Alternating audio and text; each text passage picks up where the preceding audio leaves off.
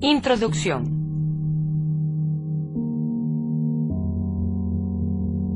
Louis Althusser, filósofo marxista-leninista, militante del Partido Comunista de Francia, que destapó a la filosofía como práctica ideológica, desarrollando la idea de Gramsci, de que esta era la lucha de clases en el campo de la teoría, estableciendo también su relación con la ciencia. Son las masas, en la lucha de clases, las que construyen la historia, y por tanto la ciencia y la filosofía.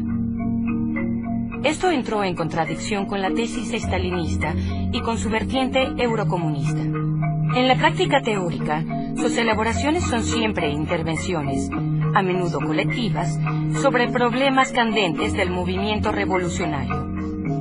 En su primera etapa, desarrolla y profundiza el pensamiento de Marx, incidiendo especialmente en el Capital, y de Lenin frente a la línea practicada por el PCF. En sus últimos escritos, quiere poner en práctica una refundación revolucionaria del marxismo.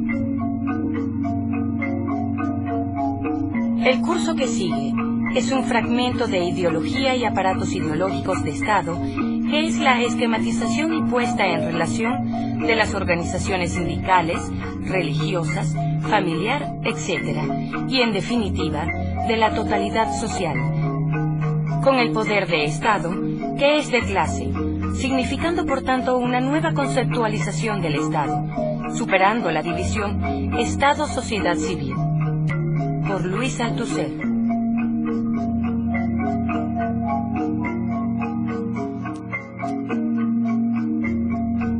La reproducción de las fuerzas productivas. No habrá dejado de asombrarle al lector que nos hayamos referido a la reproducción de los medios de producción, pero no a la reproducción de las fuerzas productivas. Hemos omitido, pues, la reproducción de aquello que distingue las fuerzas productivas de los medios de producción, o sea, la reproducción de la fuerza de trabajo. Si bien la observación de lo que sucede en la empresa, especialmente el examen de la práctica financiera contable de las previsiones de amortización e inversión, podía darnos una idea aproximada de la existencia del proceso material de la reproducción, entramos ahora en un terreno en el cual la observación de lo que pasa en la empresa es casi enteramente ineficaz. Y esto por una sencilla razón. La reproducción de la fuerza de trabajo se opera, en lo esencial, fuera de la empresa. ¿Cómo se asegura la reproducción de la fuerza de trabajo? Dándole a la fuerza de trabajo el medio material para que se reproduzca, el salario. El salario figura en la contabilidad de la empresa, pero no como condición de la reproducción material de la fuerza de trabajo, sino como capital, mano de obra. Sin embargo, es así como actúa, ya que el salario representa solamente la parte del valor producido por el gasto de la fuerza de trabajo, indispensable para su reproducción. Aclaremos, indispensable para reconstituir la fuerza de trabajo del asalariado para vivienda, vestimenta y alimentación. En suma, para que esté en condiciones de volver a presentarse a la mañana siguiente y todas las santas mañanas a la entrada de la empresa. Y agreguemos, indispensable para criar y educar a los niños en que el proletario se reproduce como fuerza de trabajo. Recordemos que el valor, el salario, necesario para la reproducción de la fuerza de trabajo, no está determinado solamente por las necesidades de un salario mínimo biológico, sino también por las necesidades de un mínimo histórico. Marx señalaba, los obreros ingleses necesitan cerveza y los proletarios franceses vino, y por lo tanto, históricamente variable. Señalemos también que este mínimo es doblemente histórico, en cuanto no está definido por las necesidades históricas de la clase obrera que la clase capitalista reconoce, sino por las necesidades históricas impuestas por la lucha de clase proletaria, lucha de clase doble, contra el aumento de la jornada de trabajo y contra la disminución de los salarios. Empero, no basta con asegurar a la fuerza de trabajo las condiciones materiales de su reproducción para que se reproduzca como tal. dijimos que la fuerza de trabajo disponible debe ser competente, es decir, apta para ser utilizada en el complejo sistema del proceso de producción. El desarrollo de las fuerzas productivas y el tipo de unidad históricamente constitutivo de esas fuerzas productivas en un momento dado determinan que la fuerza de trabajo debe ser diversamente calificada y por lo tanto reproducida como tal. Diversamente, o sea, según las exigencias de la división social técnica del trabajo en sus distintos puestos y empleos. Ahora bien, ¿cómo se asegura esta reproducción de la calificación diversificada de la fuerza de trabajo en el régimen capitalista? Contrariamente a lo que sucedía en las formaciones sociales esclavistas y serviles, esta reproducción de la calificación de la fuerza de trabajo tiende a asegurarse no ya en el lugar de trabajo, aprendizaje en la producción misma, sino cada vez más fuera de la producción, por medio del sistema educativo capitalista y de otras instancias e instituciones. Los aparatos ideológicos de Estado. Todos los aparatos ideológicos de Estado, sean cuales fueren, concurren al mismo resultado, la reproducción de las relaciones de producción, es decir, las relaciones capitalistas de explotación. Cada uno de ellos concurre a ese resultado único de la manera que le es propia. El aparato político sometiendo a los individuos a la ideología política de Estado, la ideología democrática, indirecta o directa. El aparato de información, atiborrando a todos los ciudadanos mediante la prensa, la radio, la televisión, con dosis diarias de nacionalismo, chauvinismo, liberalismo, moralismo, etc. Lo mismo sucede con el aparato cultural. El rol de los deportes es de primer orden en el chauvinismo. El aparato religioso, recordando en los sermones y en otras grandes ceremonias de nacimiento, casamiento o muerte, que el hombre solo es polvo, salvo que sepa amar a sus hermanos, hasta el punto de ofrecer su otra mejilla a quien le abofeteó la primera, y el aparato familiar. Este concierto está dominado por una partitura única, ocasionalmente perturbada por contradicciones, las de restos de las antiguas clases dominantes, las de proletarios y sus organizaciones.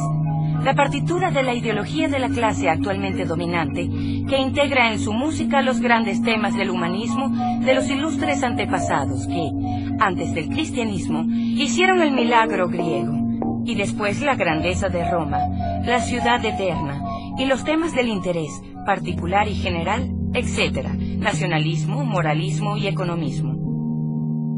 No obstante, un aparato ideológico de Estado cumple muy bien el rol dominante de ese concierto, aunque no se presten oídos a su música, tan silenciosa es.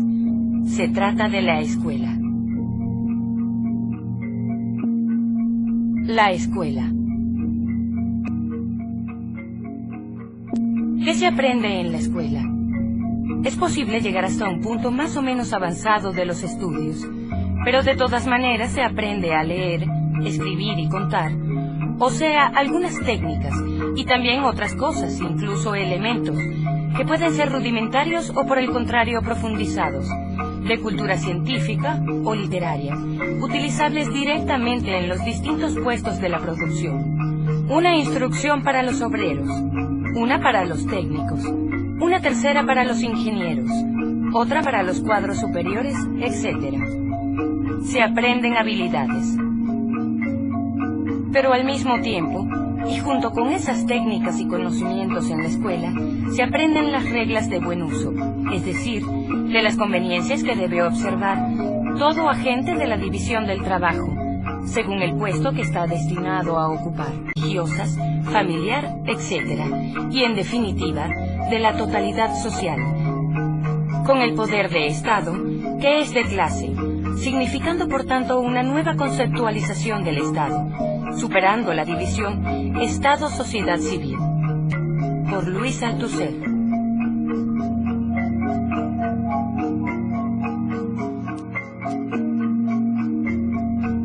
La reproducción de las fuerzas productivas. No habrá dejado de asombrarle al lector que nos hayamos referido a la reproducción de los medios de producción, pero no a la reproducción de las fuerzas productivas. Hemos omitido, pues, la reproducción de aquello que distingue las fuerzas productivas de los medios de producción, o sea, la reproducción de la fuerza de trabajo. Si bien la observación de lo que sucede en la empresa, especialmente el examen de la práctica financiera contable de las previsiones de amortización e inversión, podía darnos una idea aproximada de la existencia del proceso material de la reproducción, entramos ahora en un terreno en el cual la observación de lo que pasa en la empresa es casi enteramente ineficaz. Y esto por una sencilla razón. La reproducción de la fuerza de trabajo se opera, en lo esencial, fuera de la empresa. ¿Cómo se asegura la reproducción de la fuerza de trabajo? Dándole a la fuerza de trabajo el medio material para que se reproduzca, el salario. El salario figura en la contabilidad de la manera que le es propia. El aparato político sometiendo a los individuos a la ideología política de Estado, la ideología democrática, indirecta o directa. El aparato de información, atiborrando a todos los ciudadanos mediante la prensa, la radio, la televisión, con dosis diarias de nacionalismo, chauvinismo, liberalismo, moralismo, etc. Lo mismo sucede con el aparato cultural. El rol de los deportes es de primer orden en el chauvinismo. El aparato religioso, recordando en los sermones y en otras grandes ceremonias de nacimiento, casamiento o muerte, que el hombre solo es polvo, salvo que sepa amar a sus hermanos, hasta el punto de ofrecer su otra mejilla a quien le abofeteó la primera, y el aparato familiar. Este concierto está dominado por una partitura única, ocasionalmente perturbada por contradicciones, las de restos de las antiguas clases dominantes, las de proletarios y sus organizaciones, la partitura de la ideología de la clase actualmente dominante, que integra en su música los grandes temas del humanismo de los ilustres antepasados que, antes del cristianismo, hicieron el milagro griego, y después la grandeza de Roma, la ciudad eterna, y los temas del interés particular y general, etc., nacionalismo, moralismo y economismo. No obstante, un aparato ideológico de Estado cumple muy bien el rol dominante de edad de la empresa, pero no como condición de la reproducción material de la fuerza de trabajo, sino como capital, mano de obra. Sin embargo, es así como actúa, ya que el salario representa solamente la parte del valor producido por el gasto de la fuerza de trabajo, indispensable para su reproducción. Aclaremos, indispensable para reconstituir la fuerza de trabajo del asalariado para vivienda, vestimenta y alimentación. En suma, para que esté en condiciones de volver a presentarse a la mañana siguiente y todas las santas mañanas a la entrada de la empresa. Y agreguemos, indispensable para criar y educar a los niños en que el proletario se reproduce como fuerza de trabajo.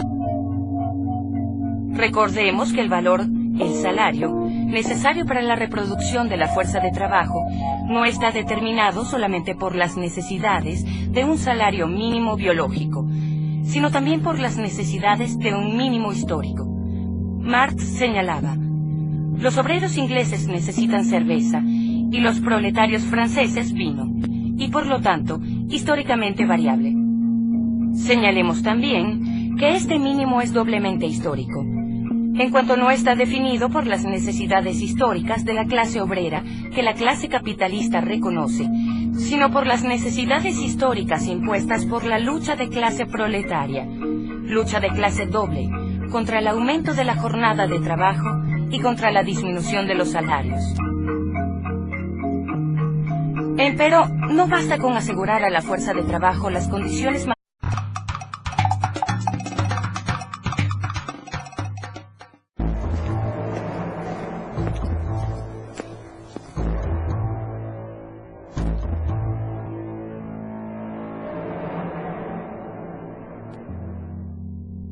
Introducción.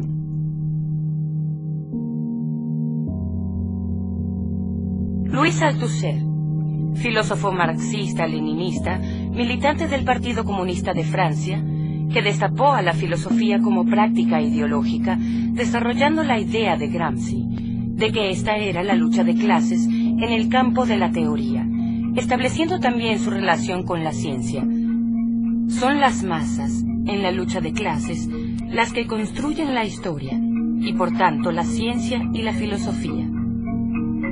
Esto entró en contradicción con la tesis estalinista y con su vertiente eurocomunista. En la práctica teórica, sus elaboraciones son siempre intervenciones, a menudo colectivas, sobre problemas candentes del movimiento revolucionario. En su primera etapa, desarrolla y profundiza el pensamiento de Marx, incidiendo especialmente en el Capital, y de Lenin frente a la línea practicada por el PCF. En sus últimos escritos, quiere poner en práctica una refundación revolucionaria del marxismo. El curso que sigue es un fragmento de Ideología y aparatos ideológicos de Estado, que es la esquematización y puesta en relación de las organizaciones sindicales, religiosas, de su reproducción para que se reproduzca como tal. Dijimos que la fuerza de trabajo disponible debe ser competente, es decir, apta para ser utilizada en el complejo sistema del proceso de producción.